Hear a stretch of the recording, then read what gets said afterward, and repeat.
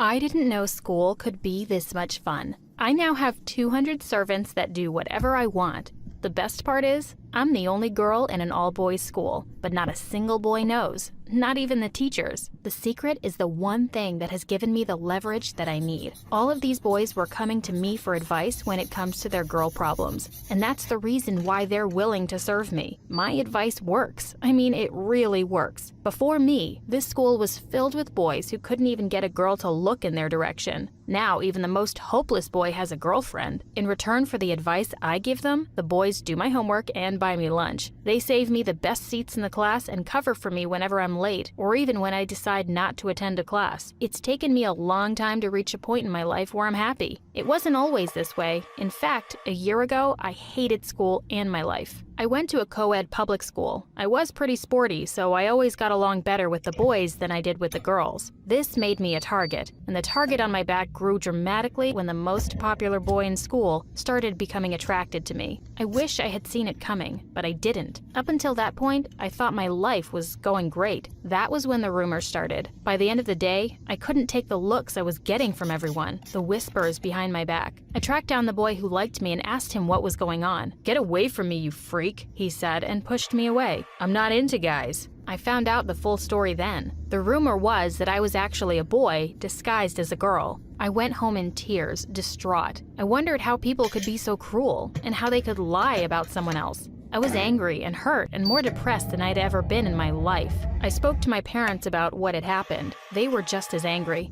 They wanted to go to the school and lodge a complaint, but I told them not to. I was done with that school. My parents didn't like me quitting things, but this time, they agreed with me. Now I needed to find a new school. I spent days researching schools in my city. Most of them were copies of the school that I attended. It made me sick. I didn't want to go anywhere near them. It was then that I came across an all-boys school, far from the city, far from everything. It had all the facilities I was looking for. A great science lab, a debate team, and state-of-the-art sporting facilities. The only problem was that it was an all-boys school. My mom was actually the one who gave me the idea. I kept thinking about the rumor that the girls had started and thought to myself, if people can believe a rumor that I'm a boy, then maybe I can pose as one. I found out that this all-boys school had a big science fair contest each year. The next one was happening in a month's time. The winner of this contest would receive a full scholarship. I was a huge science geek, so it wasn't hard to come up with a project that could win. The toughest part was pretending to be a boy. I cut my hair and my nails. I stopped wearing makeup. I practiced changing my walk to look more like a boy. The day of the contest arrived. I was nervous, but I didn't need to be. Nobody paid much attention to me. They were more focused on my project and what it could do. The judges loved it. I won the contest and was awarded the scholarship. I had 1 week to get ready for the new term. My parents helped me prepare. My first week of school was challenging. The boys were gross, and my days were filled with burping, farting, and name-calling. All those times I'd spent wondering what boys do when they're alone, well, I suddenly had the answers. It was so different than spending time with my previous guy friends. To these boys, it was almost a competition to see how uncultured they could be. But I quickly learned how to get by unnoticed. I would punch the boys on the arm and snort at their stupid jokes. I even learned how to fart in public. I picked careful times to visit the bathroom, making sure no one was around, and I only showered when the rest of the boys were asleep. Everything was going fine until the school announced that they were going to have a social with a nearby all-girls school. My new friends started boasting about how many girls they were going to kiss. They asked me if I was in. I said no. That made them suspicious of me. "Don't you like girls?" one of them asked. "I already have a girlfriend," I said. That was good enough for them. The day of the social dance arrived. I then realized that I had nothing to worry about. These boys may have talked a big game about girls, but they didn't know the first thing about approaching girls. Not one of the boys had the courage to even go and speak to a girl. They were terrified, all 200 of them. The girls stood on one side of the dance floor chatting to each other and eating snacks off the main table. The tension was too much. I decided to break the silence. I walked over to one of the girls and started a conversation. It was refreshing to speak to girls for a change. For the first time in my life, I was glad to be around people who had a sense of decency. Soon, I was surrounded by a big group of girls. We were talking and laughing together. "These social dances are always the same," said one of the girls. "We come here excited to meet boys and leave disappointed because none of the boys even want to speak to us. It's great to finally speak to a boy." I smiled and decided that this was going to change. I invited them over to meet some of my guy friends. In a few minutes, the silence was drowned out by conversation, dancing, and a whole lot of happy boys and girls. The next day, the boys treated me differently. I'd gone from being just about invisible to having a spotlight on me. Everyone wanted to be my friend, to help me with anything and everything. It was insane. Wherever I went, a horde of boys would follow me. Eventually, after a few days of this, I called a meeting one break time. "I'm tired of you all following me," I said. "What do you want?" The boys told me they wanted to learn how to speak to girls. They'd never met someone like me who knew how to just do that. Because the school was so far removed from the city, they had little to no contact with girls. The social dances were usually disasters, but I had changed all of that. "You make talking to girls look so easy. Please, teach us." This was perfect. I knew that I suddenly had bargaining power. I told them that I'd teach them, but I didn't have a lot of time. "Don't worry," one of them said. "Anything you need, we'll do it for you." It was a little overwhelming at first, but I soon got used to all of this help. The next 6 months were the best of my entire life. Whatever I wanted, I got. Whatever I said happened in a matter of seconds. They made me an office in a cottage on the side of the school that no one used anymore. It even had a private cellar. The boys filled it with all my favorite things, along with a desk and a few chairs. Boys would come in to see me with their girl problems. I gave them the kind of advice that a girl would give them. I actually enjoyed this. I hated when boys objectified girls. I was teaching these boys how to actually respect girls, and this was making all the difference. The social dances were becoming more and more fun. The more results the boys saw, the more they became obsessed with me. Luckily, whatever I said, they did. So I often asked for more quiet time, which they gave me. Just about every boy in the school had either a girlfriend or a few girls that they were friends with. Things would have gone on like this in perfect harmony if it wasn't for the arrival of the new boy. The first day I saw the new boy, I cringed. I knew him from somewhere. He wasn't from my old school, but from somewhere else. I just couldn't place him. And by the way he looked at me, he recognized me too. The first couple of weeks were fine, except that he always lingered at the edge of my sight. He observed me closely, but never approached me. But it was a matter of time. The more he saw how boys did everything that I wanted, the colder he became towards me. I soon heard through some boys that he was asking questions about me, where I came from, how long I'd been at the school. I didn't like this one bit. I still couldn't remember where I'd seen him. Eventually, he became fixated on me. I confronted him, asking him why he wanted to know so much about me. "You're hiding something. I've seen you somewhere, I just can't remember where. But I don't like this game you're playing, pretending to be some guru when it comes to picking up girls and using that to control them. People like you that prey on others make me sick. I'm going to find out what you're hiding and blow up this whole charade." He walked away, leaving me feeling irritated. And I have to admit it, scared too. There was something intense about him. This wasn't the kind of boy that made idle threats. I could tell that he wouldn't stop until he found something. I needed a plan. If he was going to look for dirt on me, I would beat him to it. I enlisted the help of the most trustworthy boys in the school. I told him to spy on the boy, to find out anything and everything about him. If he so much as stole bubblegum, I wanted to know about it. I had a nice thing going here at the school. I wasn't going to let this new boy take it all away from me. The information flooded in, and I have to admit, I was enjoying learning about my adversary. He had transferred from another school where he'd been labeled a troublemaker. Like me, he enjoyed science and biology. He even liked the same music as me, but there was nothing incriminating about him. I pushed my spies to try harder. A week later, I was frustrated. The new boy had no secrets. He had nothing to hide. And worst of all, I could feel that he was never going to let up on me. He kept asking questions about me, and soon I heard that he was asking the teachers about my history too. That was where I knew I was in trouble. I could control the boys in the school, but I had zero control of the teachers. I needed to do something fast. At school the next day, I arranged for the new boy and I to have a few periods alone in the cafeteria. "What's your problem with me?" I asked. "I'm not hurting anybody. I'm not forcing anyone to do anything against their will, am I?" He told me that he hated people manipulating others. He'd done his own digging into my past. "The guidance counselor told me the name of your previous school. I emailed them about you. They have no record of you being there, so I've emailed them back with your photo." I went cold. As soon as the people from my previous school saw my photo, they'd recognize me. He stood up to leave. I had to act quickly. I called my boys in and told them to take him to the cellar. He left kicking and screaming, but my boys didn't let him go. I knew it was a bad move, but I needed some time to think of a plan. An hour later, I went into the basement. I was shocked. The boys had tied him up to a wall. He had bruises on his face from where they'd punched him. I couldn't believe that it had come to this. I looked around me. These boys were doing everything for me. Without thinking, I knew then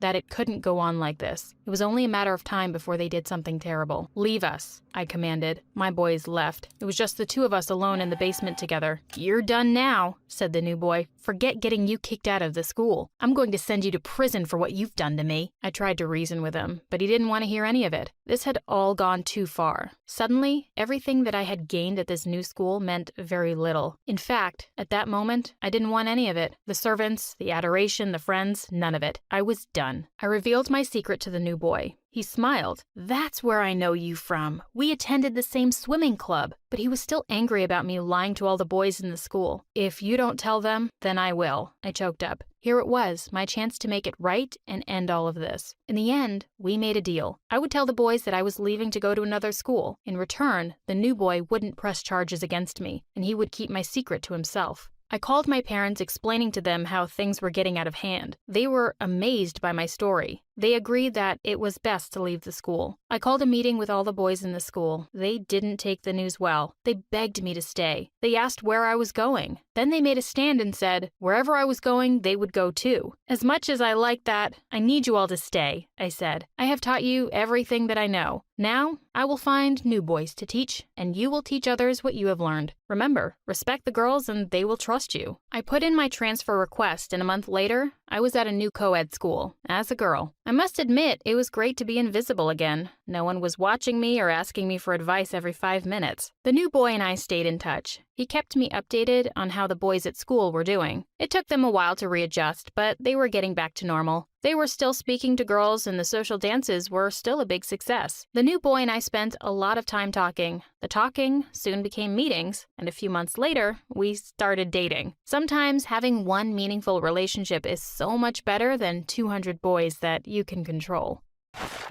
Hello, my name is Haley, and I'm 22 years old. Today, I'm going to tell you a story about a very complicated and confusing time in my life. You see, I've never had a normal family experience. My parents split up before I was born and fought endlessly over my surname.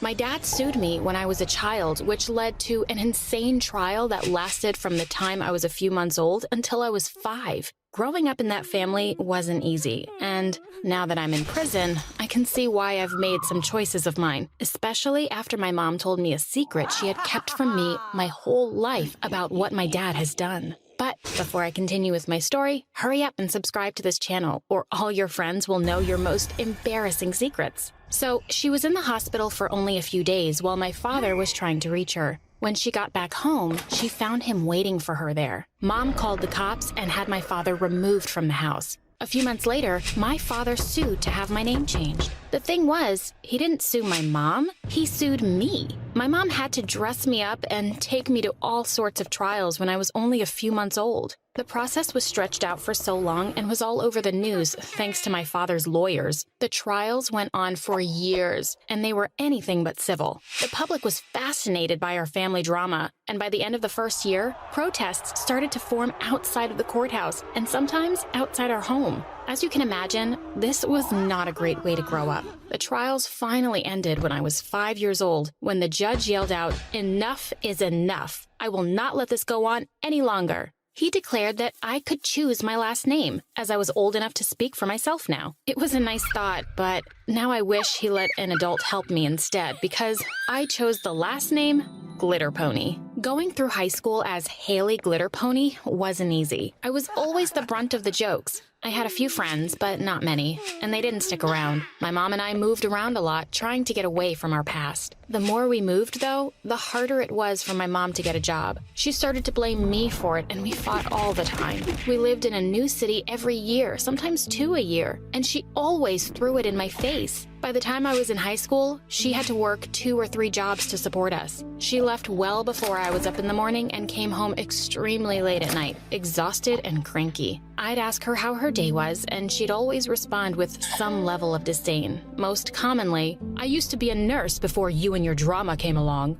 I would do my best to sit in silence or leave the room, but once she was in her room with her TV on, I snuck out. It didn't matter where I went. I could just even go sit in a park. I just had to get out and do it on my own terms. One day, I met some people my age in an alley hanging out. They were clearly part of the tough crowd, and I wasn't sure that I could convince them I belonged enough for them to talk to me. I did everything I could think of to convince them I was just like them. I talked tough and even lied and said I had done a bunch of stuff I hadn't, like shoplifting. They saw right through me, laughed at every word that came out of my mouth. But apparently, I was entertaining enough to have earned their attention, even if it was only for the time being. They invited me to a job with them. They said they had to keep it vague so as not to incriminate me. I was pretty sure that taking me along was far worse incrimination than knowing the whole plan, but I wasn't going to ruin this opportunity. We went to a jewelry shop just around the corner, not even a block away. They handed me a rock as they surveyed the area and got a lay of the land. Here's the plan. You throw that rock in the window of the shop at the end of this street. It's going to set off an alarm. You run down the street and meet us in the alley on the right 3 blocks down, the obvious leader said. So, what are you going to do? I asked, not feeling great about this idea. The less you know, the better. Now go. I had never done something illegal like that before, but it sounded so exciting. I ran to the end of the street and identified the shop they were talking about. I looked around and made sure the coast was clear before doing the job assigned to me. I looked at the rock in my hand and then through the window of the shop. I felt bad about it, but I excused it by saying they probably had insurance and the owners were probably abusive to their employees anyway. No one's innocent, right? What are you waiting for? I heard coming from down the street. It was now or never. I threw the rock and a piercing alarm began to sound. I ran faster than I've ever run before. I did my best to count the blocks so I knew I was in the right alley. But my heart was pounding so fast and I was so full of adrenaline that I couldn't think straight. I stopped in the first alley I found, careful to crouch down behind anything I could find and keep to the shadows. A few minutes later, I heard sirens blaring and saw blue and red lights go flashing by. At least they wouldn't find me, I thought. I hid there for about 5 more minutes before I saw the leader of the group run past the alley. I decided that it was better to just stay where I was and lie low until I could get back home undetected. I never saw any of the other members of the group rush by. I thought they must have run the other way, or worse, got caught. When I got home, there were only a few hours left before I would have to get ready for school. I was too amped up on adrenaline to sleep. So I just laid in my bed, vibrating with the excitement of what I had just done. My mom never noticed I was gone, and I saw the start of a beautiful, beautiful thing. I snuck out every night after that, and I got better at it the longer I did it. I had a system. I never went to the same place twice, never talked to the same people, and always tried something completely new, often risky. I tried not to get involved in group activities like the first night. That was a rookie mistake. Some nights, I just wandered the streets to see if I could find anything better than the prison that was my house. Sometimes I'd find new people to chat with, mostly groups of homeless people, and I would often put on a new persona each night. No one could recognize me in the dark, which was something that I liked. One night, someone did recognize me though, and it caused me to break all of my rules. I wasn't expecting to ever come across him again, but once I did, there was no getting out of it. I was trapped. Nothing was ever the same after that night. I was walking down a new street in the more residential part of the city when I got a feeling that someone was following me. I kept my cool, being sure to make nothing at all seem out of the ordinary. I listened carefully and identified the sound of the footsteps moving at the same pace as mine, not too far behind me. I took a deep breath and picked up my pace, trying not to panic. I couldn't possibly imagine who might be following me. I had done all sorts of unspeakable things during my night excursions at this point, but I had always been careful to remain unidentifiable. Who was following me? I kept walking with my eyes glued to my feet and the sidewalk. If I just kept to myself and walked quickly, maybe I could get myself out of this situation safely. I couldn't have been more wrong. As I turned the next corner, I felt a hand get a firm grip on my shoulder and pull me backwards. I had been walking so fast that the shock almost caused me to fall over. The grip never loosened, though. I started to scream, but before I could muster a sound audible enough for anyone close by to hear it, a hand covered my mouth tightly. "Keep quiet," a familiar voice said sternly. The person pulled me into a dark alley and pinned me against the wall. There wasn't enough light for me to identify who it was, but I knew that voice. Who was this person? "Look, I'm not gonna hurt you. We need to talk, but in order for us to do that, I need you to not scream. Can you do that?" I nodded my head as best I could, and he freed my mouth. I didn't scream, and he let out a sigh of relief. "You don't know my name, but we met a few weeks ago," he sighed. "I handed you a rock." I was confused for a minute before it hit me.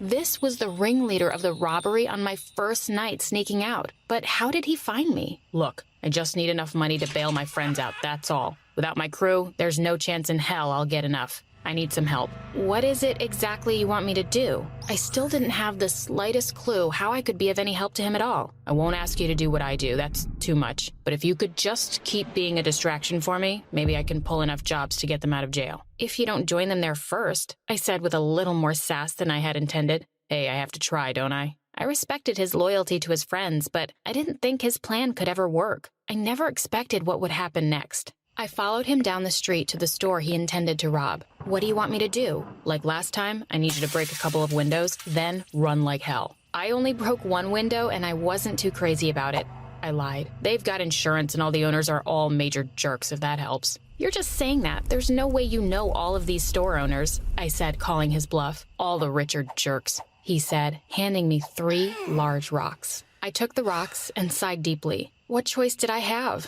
I confirmed which stores to hit, so I was sure an alarm would sound. I took a deep breath, steadied myself, and ran the fastest I've ever run in my whole life. I took aim as I ran and made sure to throw each rock with enough force to truly break the windows. I didn't stop running until I was only a few streets from my house. I thought about hiding out and watching to see if he had enough time to get away, but I didn't want to risk it. When I got home, my mom was sitting in the living room waiting on me. She had turned all the lights off and hid in my room so that when I snuck back in the window, I'd think I'd gotten away with it again. As both my feet touched the ground, a light flicked on and my mom appeared. "Just where were you all night?" my mom said, sounding madder than I've ever heard her be. I swallowed hard and steeled myself. I could handle this. "Is that any of your business?"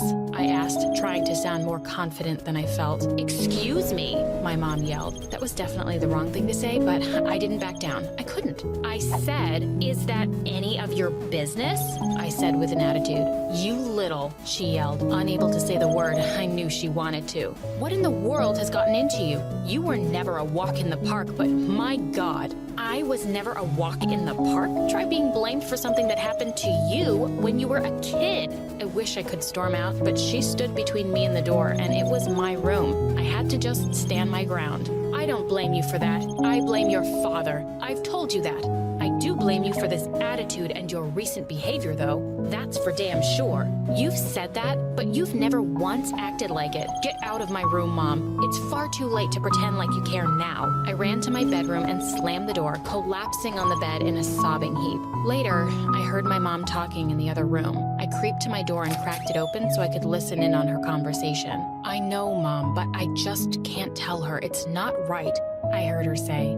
"It was bad enough that the trial went on long enough for her to remember it. I'm not going to let her know that anything could be worse." My heart started beating faster and faster. What could be worse than that? "Look, I'm not going to tell her that her father assaulted me. I'm not. She's already traumatized enough. I did my best to keep this away from her as much as possible and let her have a normal childhood. She already has a bad enough view of her father. She deserves to have at least something to hold on to." I pushed the door closed gently and sunk to the floor. I hugged my knees and started crying harder and harder. How could I have been such a bad daughter? I had to do something for her. I had to get her forgiveness. I made a plan to steal a diamond ring and matching earrings from one of the jewelry stores I had seen the boy rob. I knew how to create a distraction for them, where the things were, and the way in and out without getting caught. I had observed it happening enough. The job went off without any complications at all. I conveniently found the boy I previously helped hanging out in the same alley where he was the first night I had seen him. He agreed to be my distraction since I had helped him before. He offered to pull off the job for me, but I didn't trust him to give me the items he had stolen.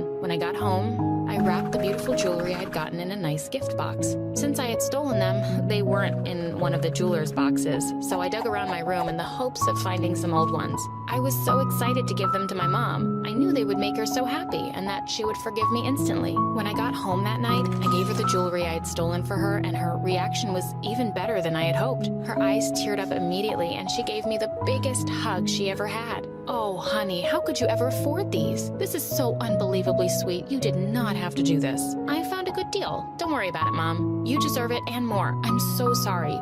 Please forgive me." We hugged and cried, sharing a beautiful moment together. That night, we watched our favorite movie and ordered a delicious dinner. We stayed up until the early hours of the morning, talking and laughing at silly movies. The next afternoon, we were woken up by a pounding on the door. "Police, open up." Mom rushed to the door, having no idea what was going on. My heart started to pound. I was certain that the jig was up and I had been caught. There must have been a security camera somewhere, I thought, and now I was busted. When my mom answered the door in the jewelry I had taken for her, the police immediately arrested her. They told me that she had stolen the jewelry and that I would have to go live with my father. I knew I couldn't go live with him. So after the police left, when I was supposed to be waiting on an agent to come take me to my father, I ran away. I ran to the prison to see my mother, to confess and ask her what to do. When I got there, she told me she knew about everything, but she wasn't going to tell the police. She held back tears as she told me to run and lay low. I sighed. I knew what I had to do. I went to the police and confessed everything. They arrested me on the spot and released my mother. She couldn't believe what I had done. Through her tears, she said, "This was too much, Haley. I just wanted a normal life for you. I get to talk to all the weirdos that I want. I don't have to escape at night to explore and act out. Any new adventure I need can be found talking to the people around me."